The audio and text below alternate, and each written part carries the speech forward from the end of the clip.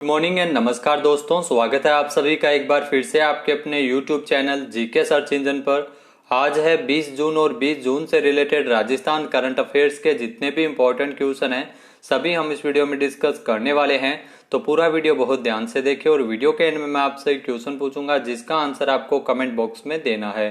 कल के वीडियो में मैंने आपसे एक क्वेश्चन पूछा था जो था हाल ही में राजस्थान में एयरपोर्ट स्टाइल में आधुनिक बस टर्मिनल का निर्माण किस जिले में किया जाएगा। तो इसका सही आंसर आपको कमेंट बॉक्स में देना था। तो राजस्थान में एयरपोर्ट की तर्ज पर आधुनिक बस टर्मिनल का निर्माण है वो जोधपुर में किया जाएगा। ए ऑप्शन इसका बिल्कुल सही था। जिन दोस्तों ने ए ऑप्शन कमेंट बॉक्स में सही जवाब दिया उनको हार्दिक शुभकामनाएं। मुख्यमंत्री अशोक गहलोत द्वारा राजस्थान के जोधपुर में आधुनिक बस टर्मिनल को एयरपोर्ट की स्टाइल में बनाया जाएगा। तकरीबन 38 करोड़ रुपए की लागत से बनाए जा रहे इस अत्याधुनिक बस टर्मिनल का जो निर्माण कार्य है वो शुरू हो चुका है। इसका जो काम पूरा होने के बाद यात्रियों को यहाँ एयरपोर्ट जैसी सुविधाएं मिल सकेगी। यह प्रदेश का पहला अत्याधुनिक बस टर्मिनल होगा। जोधपुर में पुराने केंद्रीय बस स्टैंड की जगह इसको बनाया जा रहा है। RSRTC लिमिटेड की ओर से यह बस टर्मिनल बनाया जा रहा है। सीएम अशोक गहलोत द्वारा 6 जून को इसका वर्चुअल शिलान्यास किया गया था। इसमें एक साथ इस टर्मिनल में प्लेटफॉर्म पर एक साथ 21 बसें हैं वो खड़ी हो सकेगी। 2022 तक आपको बता दें कि दिसंबर 2022 तक इसका निर्माण कार्य पूरा हो जाएगा। चलिए स्टार्ट करते हैं आज के करंट अफेयर्स। पहला क्वेश्चन है, हाल ही में केंद्र सरकार के रक्षा मंत्रालय की ओर से राजस्थान से किसे रक्षा राज्य मंत्री पदक से सम्मानित किया गया है।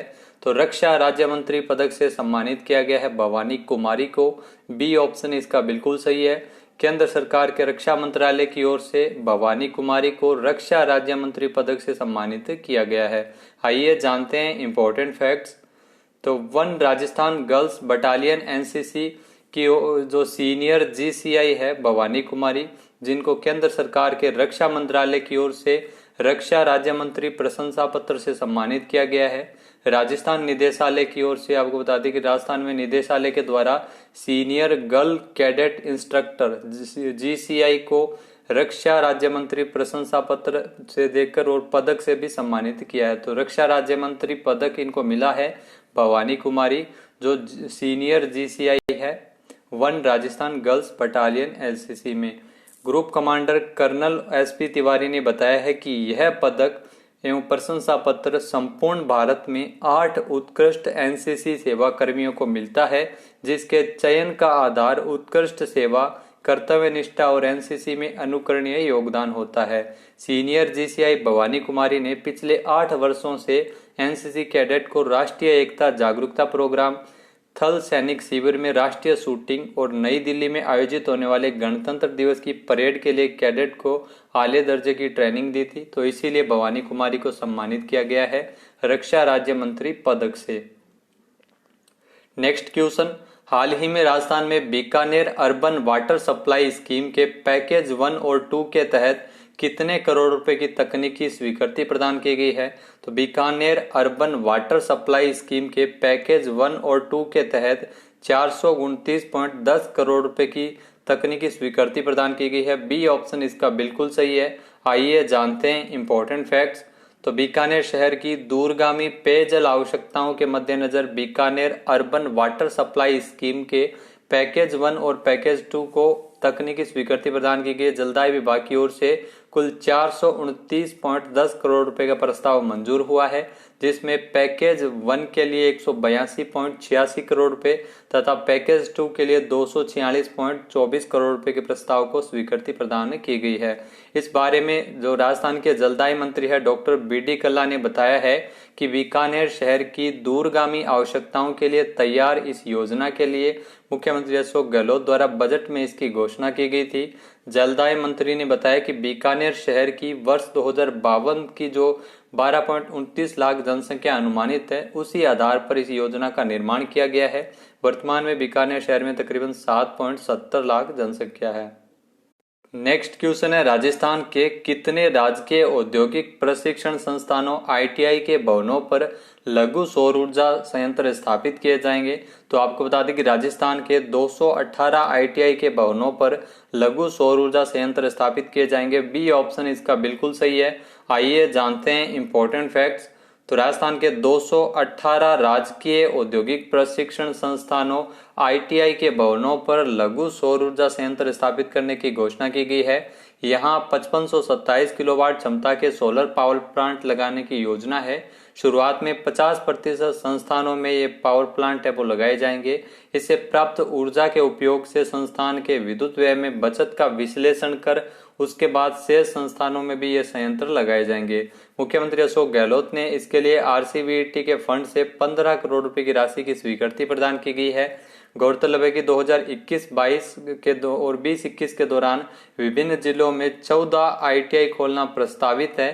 साथ ही 4 अन्य आईटीआई परिसरों में कौशल विकास केंद्र भी स्थापित किए जाने हैं। तो इन सभी पर जो ये सोलर पावर प्लांट है वो लगाए जाएंगे और इसके लिए जो लघु सौर ऊर्जा संयंत्र है वो स्थापित करने के लिए वित्तीय स्वीकृति भी जारी की गई है। नेक्स्ट है, हाल ही में राजस्थान के किस वरिष्ठ पत्रकार का निधन हुआ है? तो राजस्थान के वरिष्ठ पत्रकार राजेंद्र गोदा का निधन हो गया है। बी ऑप्शन इसका बिल्कुल सही है। यह है राजेंद्र गोदा और ये राजस्थान के वरिष्ठ पत्रकार थे जिनका हाल ही में निधन हुआ है। आइए जानते हैं इंपॉर्टेंट फैक्ट्स। तो समाचार जगत अखबार के संपादक है राजेंद्र गोदा और राज्य के वरिष्ठ पत्रकार श्री राजेंद्र गोदा जी का 19 जून को निधन हो गया है। पत्रकारिता एवं सामाजिक क्षेत्र में इनके योगदान को सदैव याद किया जाएगा। 24 अप्रैल से उनका ट्रीटमेंट चल रहा था जिसके बाद 19 जून को 68 वर्ष की आयु में इनका निधन हो गया है। तो समाचार जगत अखबार के ये संपादक रह चुके हैं। नेक्स्ट है, राजस्थान के राजकीय विद्यालयों में विद्यार्थियों को कंप्यूटर शिक्षा से जोड़ने के इसके लिए कंप्यूटर शिक्षकों को नया कैडर सर्जित करने की स्वीकृति किसने दी है? तो राजस्थान के राजकीय विद्यालयों में विद्यार्थियों को कंप्यूटर शिक्षा के जोड़ने के लिए कंप्यूटर शिक्षकों को नया कैडर सर्जित करने की स्वीकृति प्रदान की है सीएम अशोक गहलोत ने। सी ऑप्शन इसका बिल्कुल सही है। आइए जानते हैं इंपॉर्टेंट फैक्ट्स। तो राजस्थान के राजकीय विद्यालयों में विद्यार्थियों को कंप्यूटर शिक्षा से जोड़ने के लिए कंप्यूटर शिक्षकों को नया कैडर सर्जित किया जाएगा। सीएम अशोक गहलोत ने इस संबंध में 10,453 पदों के सृजन करने और इन पर संविदा के आधार पर आवश्यक तत्काल भर्ती के लिए स्वीकृति जारी की है। प्रस्ताव के अनुसार शिक्षा विभाग में 9862 बेसिक कंप्यूटर अनुदेशक तथा 591 वरिष्ठ कंप्यूटर अनुदेशकों की नियुक्ति की जाएगी। बेसिक कंप्यूटर अनुदेशक के लिए वेतनमान एवं वांछित योग्यता सूचना प्रौद्योगिकी विभाग के सूचना सहायक के समकक्ष होगी। वहीं वरिष्ठ कंप्यूटर अनुदेशक के लिए जो वेतनमान योग्यता है वो सूचना प्रौद्योगिकी विभाग के सहायक प्रोग्रामर के पद पर यह समकक्ष होगी। इसके अलावा संविदा नियुक्ति के दौरान बेसिक कंप्यूटर अनुदेशक को पारिश्रमिक के रूप में 18,500 रुपए प्रतिमाह और वरिष्ठ कंप्यूटर अनुदेशक को 23,700 रुपए प्रतिमाह दिए जाएंगे। तो नया कैडर सर्जित करने की घोषणा की गई है। कंप्यूटर के जो से प्रशिक्षकों के पदों पर नियुक्ति की जाएगी। साथ ही साथ आने वाले वरिष्ठ कंप्यूटर अनुदेशकों को 33,800 रुपए प्रतिमाह है वो पदोन्नति पर आने वाले को मिलेंगे। नेक्स्ट क्वेश्चन है, राजस्थान में खरीफ सीजन 2020 के लिए वितरित अल्पकालीन फसली ऋणों की अदायगी अवधि 31 मार्च से बढ़ाकर कब तक की गई है? तो राजस्थान में खरीफ सीजन 2020 के लिए जो वितरित अल्पकालीन फसली ऋणों की अदायगी अवधि को 31 मार्च से बढ़ाकर 30 जून 2021 तक किया गया है। सी ऑप्शन इसका बिल्कुल सही है। आइए जानते हैं इंपॉर्टेंट फैक्ट्स। तो मुख्यमंत्री अशोक गहलोत द्वारा पूर्व में सहकारिता विभाग द्वारा जो खरीफ सीजन 2020 के लिए वितरित किए गए अल्पकालीन फसली ऋणों की अदायगी अवधि भी 31 मार्च से बढ़ाकर 30 जून 2021 तक की गई है। कोरोना महामारी के संकटकालीन समय में राज्य सरकार द्वारा इस निर्णय से बड़ी संख्या में किसानों को कृषि ऋणों की अदायगी और किस्तों में भुगतान के माध्यम से राहत मिल सकेगी। सीएम अशोक गहलोत ने प्राथमिक सहकारी भूमि विकास बैंकों के दीर्घकालीन कृषि ऋणों की अदायगी भी जो 5% ब्याज अनुदान योजना की अवधि है वो भी 30 जून 2021 तक के लिए बढ़ाई है। नेक्स्ट है, हाल ही में राजस्थान में एमसेंड पॉलिसी के अनुसार राज्य सरकार ने बजरी खनन में कुल कितने खनन पट्टे जारी किए हैं? तो राजस्थान में एमसेंड पॉलिसी के अनुसार राज्य सरकार की ओर से बजरी खनन के लिए कुल 3 खनन पट्टे जारी किए गए हैं। ए ऑप्शन इसका बिल्कुल सही है। आइए जानते हैं इंपॉर्टेंट फैक्ट्स। तो राजस्थान सरकार ने लोगों को बड़ी राहत देते हुए जालोर जिले में 2 तथा भीलवाड़ा में 1 बजरी खनन के लिए कुल 3 खनन पट्टे है वो जारी किए गए हैं। सीएम अशोक गहलोत के दिशा निर्देशों के बाद लंबे समय से चली आ रही बजरी खनन की समस्या और अवैध बजरी खनन के कारण आए दिन आ रही समस्याओं का समाधान के लिए राह प्रशस्त हो गई है।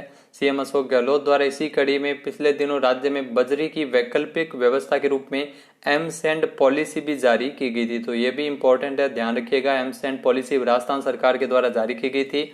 माइंस एवं गोपालन मंत्री प्रमोद जैन भाया ने बताया है कि बजरी खनन के लिए 3 पट्टों में से 2 पट्टे है वो जालोर के सायला और जालोर के लिए तथा तीसरा है वो भीलवाड़ा के कोटड़ी में इसे जारी किया गया है। तो कुल 3 खनन पट्टे हैं वो बजरी खनन के लिए जारी हुए हैं।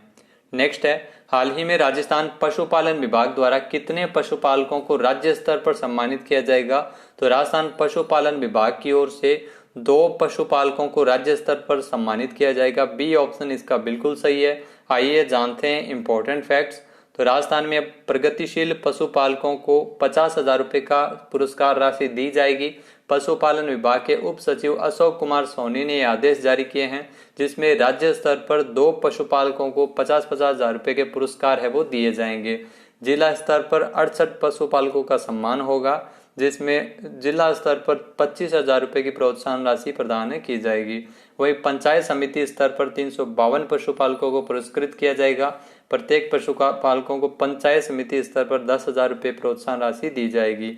तो राज्य स्तर पर 2 पशुपालकों को सम्मानित किया जाएगा। 31 अगस्त तक पंचायत समिति एवं जिले स्तर पर जो चयनितों की सूची है वो भिजवानी अनिवार्य है। वर्तमान में पशुपालन मंत्री है राजस्थान में प्रमोद जैन भाया। नेक्स्ट है, हाल ही में कौन सा देश जुलाई 2021 से वैक्सीन पासपोर्ट उपलब्ध करवाएगा? तो जुलाई 2021 से वैक्सीन पासपोर्ट है वो जापान की ओर से उपलब्ध करवाया जाएगा। बी ऑप्शन इसका बिल्कुल सही है। जुलाई 2021 से जापान की ओर से वैक्सीन पासपोर्ट है वो अपने नागरिकों को उपलब्ध करवाएगा। आइए जानते हैं इंपॉर्टेंट फैक्ट्स। तो जापान है वो जुलाई 2021 से जापानी यात्रियों के लिए वैक्सीन पासपोर्ट है वो उपलब्ध करवाएगा। प्रमाण पत्र डिजिटल होने के बजाय कागज पर आधारित होगा और स्थानीय सरकारों द्वारा इसे जारी किया जाएगा। पासपोर्ट में धारक की टीकाकरण की तारीख और उन्हें जो कौन सी डोज लगी है, डोज की कौन सी कंपनी है, उसकी भी जानकारी है वो दी जाएगी, उसमें शामिल होगी।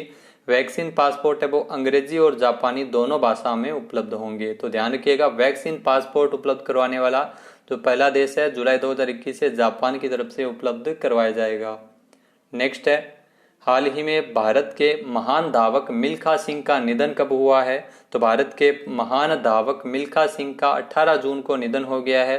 बी ऑप्शन इसका बिल्कुल सही है। यह है मिल्खा सिंह और इनका 18 जून को निधन हुआ है। आइए जानते हैं इंपॉर्टेंट फैक्ट्स। तो भारत के महान धावक मिल्खा सिंह का 18 जून 2021 को निधन हो गया है। महान एथलीट मिल्खा सिंह है वो 4 बार के एशियाई खेलों के स्वर्ण पदक विजेता और 1958 के राष्ट्रमंडल खेलों के चैंपियन भी रह चुके हैं। 1998 में परमजीत सिंह द्वारा तोड़े जाने से पहले तक इटली की राजधानी में उनका 38 वर्षों का राष्ट्रीय रिकॉर्ड था। 1959 में उन्हें पद्मश्री से भी नवाजा गया था मिल्खा सिंह, और उन्हें 1956 और 64 के ओलंपिक में भी इन्होंने भारत का प्रतिनिधित्व किया था। तो 18 जून 2021 को इनका निधन हो गया था। कुछ ही दिन पहले इनकी पत्नी का भी कोरोना के चलते निधन हुआ था। नेक्स्ट अब बात कर लेते हैं आज के हमारे क्विज की। तो आज का हमारा क्विज है, हाल ही में राजस्थान में कब से सघन वृक्षारोपण अभियान शुरू हो रहा है? एक बार फिर से सुनिएगा, राजस्थान में सघन वृक्षारोपण अभियान की शुरुआत कब से की जाएगी? इसका सही आंसर आपको कमेंट बॉक्स में देना है। और अगर ये वीडियो आपको पसंद आए तो इसे लाइक और शेयर जरूर करें, साथ ही साथ हमारे चैनल को भी जरूर सब्सक्राइब करें। इस वीडियो की पीडीएफ फाइल आप वीडियो के डिस्क्रिप्शन बॉक्स से डाउनलोड कर सकते हैं और इस क्वेश्चन का आंसर आप वोट करके भी कर सकते हैं। वीडियो कैसा लगा कमेंट बॉक्स में जरूर बताएं। वीडियो को ज्यादा से ज्यादा शेयर करें, लाइक करें। वीडियो देखने के लिए धन्यवाद। जय हिंद, जय भारत, जय राजस्थान।